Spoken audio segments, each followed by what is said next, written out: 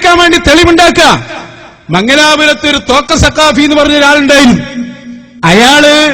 അയാള് സുന്നിവാണി എന്ന കന്നഡ പത്രത്തിൽ അള്ളാന്റെ റസൂലിന് നിഴലുണ്ട് എന്ന് സ്ഥാപിക്കാൻ 4 പേജാണ് ലേഖനം എഴുതിയത്. അതെന്താ? ഉസ്താദിനെ ന്യായീകരിക്കണം. ഉസ്താദ് മുത്തുനബി എന്തായാലും കുഴപ്പമൊന്നുമില്ല, അള്ളാന്റെ റസൂല് എന്താകട്ടെ, ഉസ്താദ് പറഞ്ഞത് കളവാകാൻ പറ്റൂല. അതുകൊണ്ട് തന്നെ നെയ്യലുണ്ടെന്ന് സ്ഥാപിച്ച സഖാഫി അയാൾ ഇന്നൊരു സംവാദത്തിന് പോയി മുജാഹിദുമായി.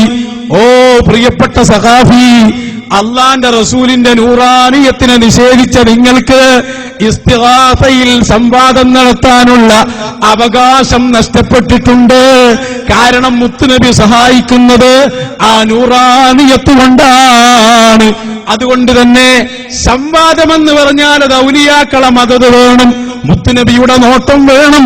അതില്ലാതെയായാൽ മൗലവിമാര് വായിച്ച കിതാബ് പോലും തിരിയാതെ നട്ടം തിരിയുന്നത് കാണുമ്പോ, മൗലവിമാര് വായിച്ച കിതാബ് പോലും തിരിയാതെ നട്ടം തിരിയുന്നത് കാണുമ്പോ, മൗലവിമാര് വായിച്ച കിതാബ് പോലും തിരിയാതെ നട്ടം തിരിയുന്നത് കാണുമ്പോ ഞങ്ങൾ ഓർക്കുന്നു, അള്ളാന്റെ റസൂലിന്റെ മദത് കിട്ടാതെ സംവാദം നടത്തിയാൽ ഈ കോലത്തിലുണ്ടാകും.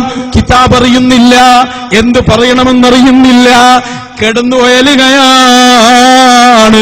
കിതാബ് അറിയുന്നില്ല, എന്ത് പറയണമെന്നറിയുന്നില്ല, കിടന്നുയലുകയാണ്.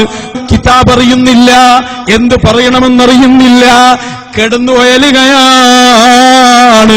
മുജാഹിദുകളോട് ഞങ്ങൾ പറയുന്നു, അയ്യാദി മൗലവിമാരോട് സംവാദവും നടത്തിയിട്ട് ഞങ്ങളിതാ ഇസ്തിഗാസക്കെതിരെ സ്ഥിരപ്പെടുത്തി എന്ന് പറഞ്ഞ് രംഗത്ത് വരണ്ട. അവരും നിങ്ങളുമൊക്കെ നൂറിനെ നിഷേധിക്കുന്നിടത്ത് ഒരേ സ്റ്റേജിലാണ്. അതുകൊണ്ടാണ് അവർക്കത് സംഭവിച്ചത്.